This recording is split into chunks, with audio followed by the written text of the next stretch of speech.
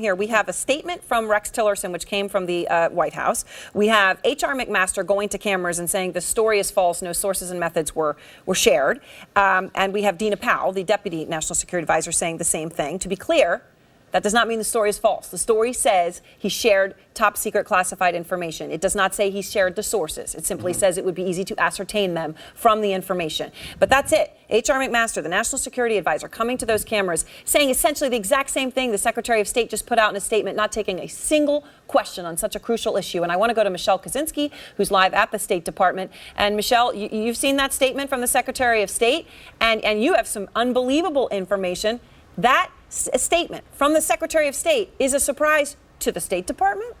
Well, a number of senior State Department officials I talked to tonight, first of all, they weren't all aware of the news when it broke. So that tells us one thing, that there was no kind of preliminary damage control going out wide to all senior officials here at the State Department. That's not to say some didn't know about it, but those I spoke to, a few didn't even know that the news had broken when it did.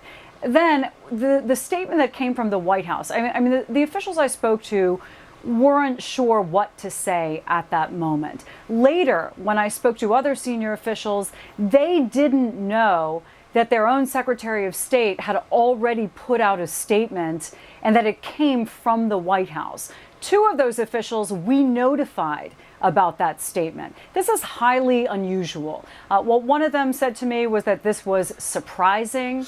Another called this odd. One senior official told us that they were scrambling to try to first figure out what countries were involved, not only in this information, the partners that could have been involved in talking about the threat itself, but also the allies where there now has to be damage control. They were not aware that this statement had even gone out as they were trying to ascertain what of the countries that they handled could have been affected by this down the road. Right. So that's the state of things right now. As for what happens next, oh, go ahead, Aaron. Yeah, no, I just wanted to jump in for a second. Stay with us, Michelle, but I want to go to John Kirby, who, of course, you know and our viewers know because he was the State Department spokesman. He was also a spokesman for the Pentagon. So, John, let me just give you a chance to respond here to Michelle's reporting. She was the one who told two senior State Department officials that a statement had come out from the Secretary of State. So the State Department didn't know about it. It came from the White House. How shocked are you? I'm stunned. I mean, I think it just speaks to a level of dysfunction at the State Department in terms of at least the communications effort that I think is truly remarkable. I can't remember a single time, and I work for two secretaries of defense as well as the Secretary of State, where the principal, the cabinet official, put out a statement, a public statement about something this big and this newsworthy, where the communications staff and the staff in general wasn't aware, wasn't tracking it, wasn't helping edit it, wasn't pushing it out. So this is, I'm sure John, Michelle's reporting is good. It's stunning. Can I just ask you a question, John? Does it open to the door to the fact of whether the Secretary of State even knew? I think it probably, I think that's an inescapable potential conclusion, yes. So on that note, Jim, let me just ask you. We don't know whether he knew or didn't know. We know that no one in the State Department seemed to know. We know that what he says matches what H.R. McMaster said and what Dina Powell said. So clearly the White House is trying to circle the wagons here. Senator Corker has just come out and spoken, obviously chairman of the Foreign Relations Committee, and he has said they are in a downward spiral right now and have got to figure out a way to come to grips with all that's happening. That's a pretty strong statement and a stunning statement from someone who had been rather an ally of this White House. You might expect to hear from a Democrat, but not a very senior Republican who has been very sparing in his criticism of the Trump administration through the campaign and now. This is the most serious charge ever made against a sitting president. Let's not minimize it. Comey is in the waste basket of history. Everything else is off the table. This is the most serious charge ever made against a sitting president of the United States. Let's not underestimate it. So, Alan, what does that mean, though? Because you're saying this is the most serious charge ever made against a sitting president, and yet it's not criminal. It's not impeachable. That's right. But it is more serious than things that were? Absolutely right. Absolutely right. Well, what's impeachable is up to the Congress, well, right? But it says high crimes and misdemeanors, and this doesn't fit into that category.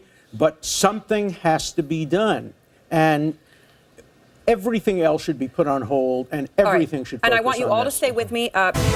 And more on the breaking news at this moment. According to the Washington Post, President Trump shared highly classified information with the Russian ambassador and the Russian foreign minister at the White House last week. The White House calling it seems a very narrow part of the story maybe false. Out front now, former counselor to former President Bill Clinton, Paul Begala, former Reagan White House political director Jeffrey Lord, and Washington bureau chief for the Daily Beast with me, Jackie Kucinich.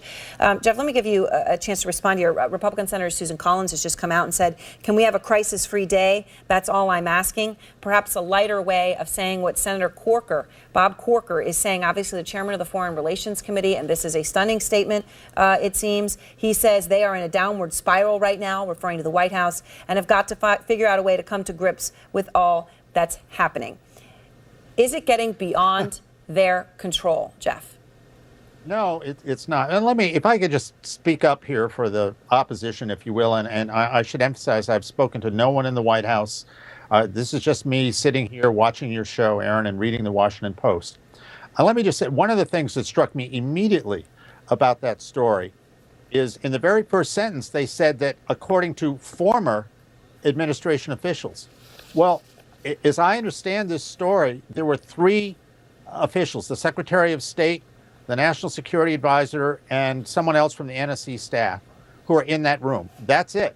How in the world would a former just to be clear, I'm reading it. It doesn't actually say that. It says President Trump revealed highly classified information to the Russian foreign minister and ambassador in a White House meeting last week, according to current and former U.S. officials.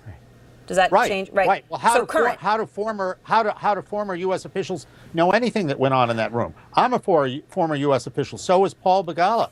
I mean, neither of us were there. Neither of us know. How does that happen? That gets to the question of leaks, which brings us back to Mike Morrell, the Obama acting CIA director, who said there were leaks coming from within inside the intelligence agency.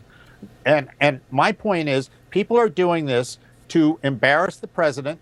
Instead of going to somebody, if the president made a mistake, instead of going to the White House and saying, hey, this was a problem, we need to deal with it, what they did is go to the Washington Post. A Washington Post, which I might add, twice last week, once on a story about the Deputy Attorney General threatening to resign, which he later said to a local television station was not true.